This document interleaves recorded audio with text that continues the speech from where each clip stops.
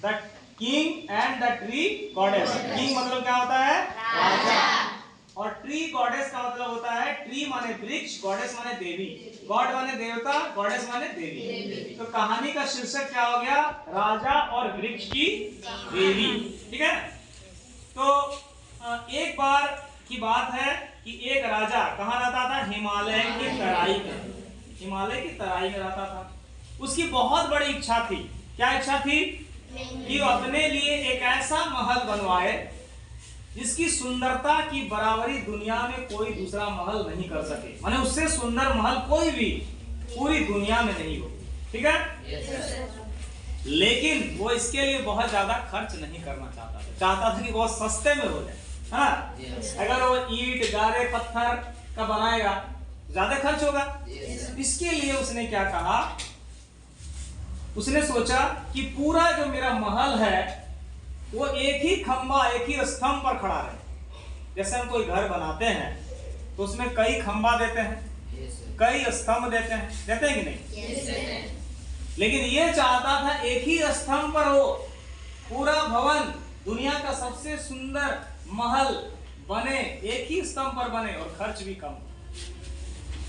तो हिमालय में अनेक लंबे वृक्ष पाए जाते हैं, जैसे पाइन, ओक, देवदार। ये वहां मिल जाएंगे हिमालय में। जो भी हिमालय पर्वत को देखे होंगे या आसपास गए होंगे वो काफी देखे होंगे देवदार का वृक्ष। तो देवदार का वृक्ष माने क्या होता है? देवदार यानी देवता का वृक्ष। ठीक है। तो ये राजा ने अपने मंत्री को बुलाकर कहा कि मेरे अभी जो महल है उसके आसपास और दूर दूर तक आदमियों को भेजो। किस लिए भेजो? ये देखने के लिए कि सबसे बड़ा देवदार का वृक्ष कौन सा है, क्योंकि एक ही स्तंभ पर पूरा भवन महल टिकना चाहिए। तो सबसे मजबूत और बड़ा देवदार का वृक्ष कौन सा है, और कहो अपने आदमियों को इस देवदार के वृक्ष को अविलंब काटकर यहां ले आए, तभी ना महल बना सकेंगे। ठीक है। तो लेकिन जो राजा की बेटी थी उसको यह बात अच्छी नहीं लगी। उसने तुरंत टोका कि नहीं, देवदार के वृक्ष का उपयोग नहीं करना चाहिए, क्योंकि देवदार जो है देवता का वृक्ष होता है, इसमें देवता का निवास होता है और इसका उपयोग मंदिरों के निर्माण में होता है, टेंपल, पवित्र जगह पर होता है, और आप उसका महल बनाएंगे? तो राजा ने उसकी बात नहीं मानी। प्रधानमंत्री 30 आदमियों को लेकर चला गया, आसपास पूरा देखा चारों तरफ देवदार के वृक्ष को, और लौट कर राजा को बोला कि संभव नहीं है, इसलिए क्योंकि इतने बड़े बड़े वृक्ष हैं, उसको कैसे लाएंगे इतने दूर से, इतने भारी हैं, इतने बड़े हैं। जब राजा ने ये सुना तो कहा मेरे पुत्र को बुलाओ। उसका लड़का आया और लड़के को कहा कि तुम मेरे जो अस्तबल है वहां घोड़े बहुत सारे हैं, उन घोड़ों को लेकर जाओ और घोड़ों के साथ उसको रस्सी से बांधो और यहाँ खींच कर लाओ। राजकुमार घुड़सवार के साथ निकला, कई घुड़सवार उसके साथ थे, लेकिन देवदार के वृक्ष को 1 इंच भी उन लोग खिसका नहीं पाए। राजा को कहा तो राजा ने कहा अरे घोड़ा भी नहीं सके, कोई बात नहीं, हाथियों को ले जाओ हाथियों को ले जाओ, हाथी जरूर ले आएंगे। तो जो हिमालय का क्षेत्र है वो ऊंचा, फिर खाई, और खाई में हाथी चल पाएंगे क्या? तो कुछ दूर जाने के बाद हाथी को भी वापस आना पड़ा, क्योंकि ढलान पर हाथी चल नहीं पाएंगे। तो फिर जब आकर इन लोगों ने कहा कि हाथी तो वहां पहुंच ही नहीं पा रहे हैं, तो राजा को बड़ा क्रोध आया और उसने कहा अरे घोड़ा नहीं, हाथी नहीं, कोई नहीं सके, ठीक है, मेरे इस महल के आसपास भी तो कोई वृक्ष हो सकता है देवदार का, उसको ढूंढो।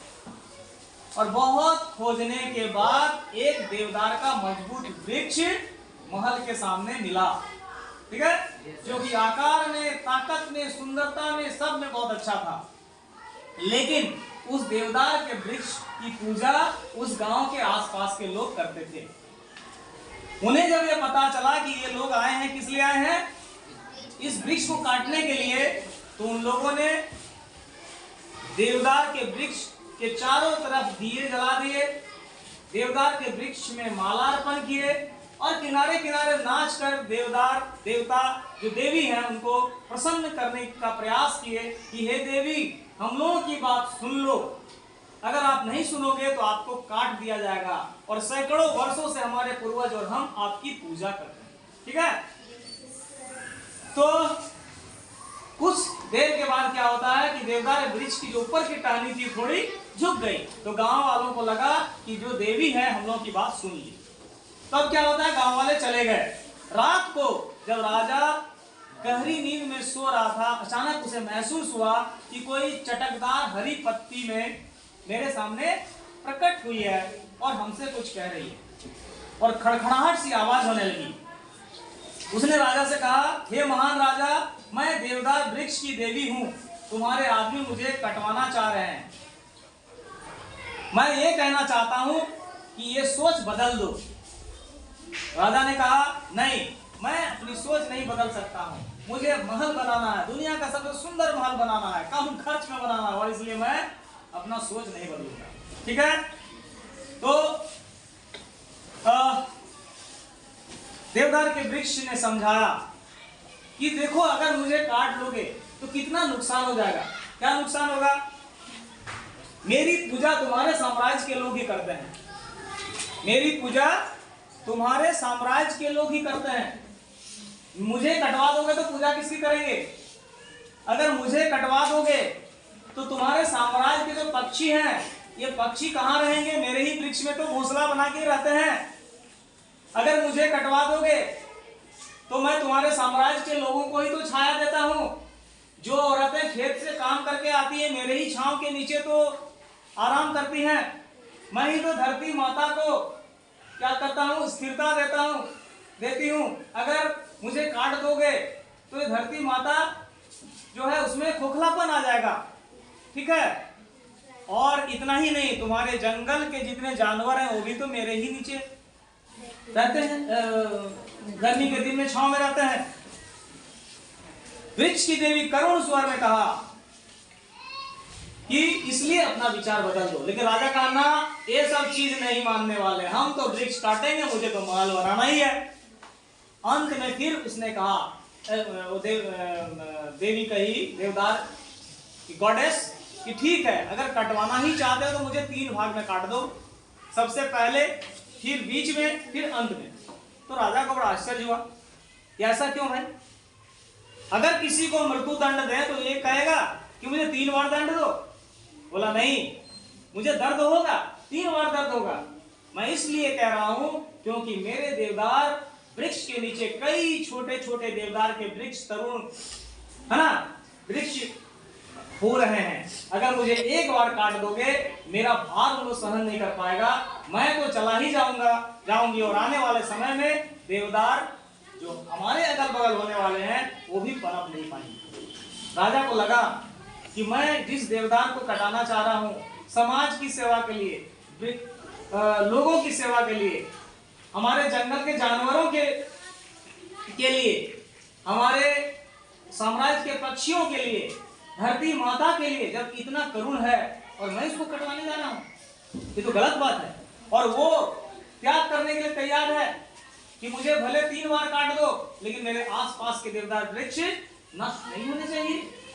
और अंत में अपना विचार बदल देता है, मंत्री को बुला के कहता है कि नहीं, अब देवदार वृक्ष का महल नहीं बनेगा, पत्थर का ही बनेगा। और उसने ऐलान कर दिया कि हमारे साम्राज्य में कोई भी लकड़ी का घर नहीं बनाएगा, लकड़ी काटने से जंगल नष्ट हो जाएंगे, वृक्ष बचाना बहुत जरूरी है, और किसके बनेंगे घर? पत्थर के। तो इस तरह से राजा का सोच बदला, उसका महल भी बना। उसने एक शानदार महल बनाया, सुंदर महल बनाया, और महल के चारों ओर बगीचा एक सुंदर सा बनवाया जिसमें फूल, वृक्ष सब कुछ थे। तो इस तरह से ये हम लोगों का कहानी है, the king and the tree goddess. ठीक है, समझ में आया?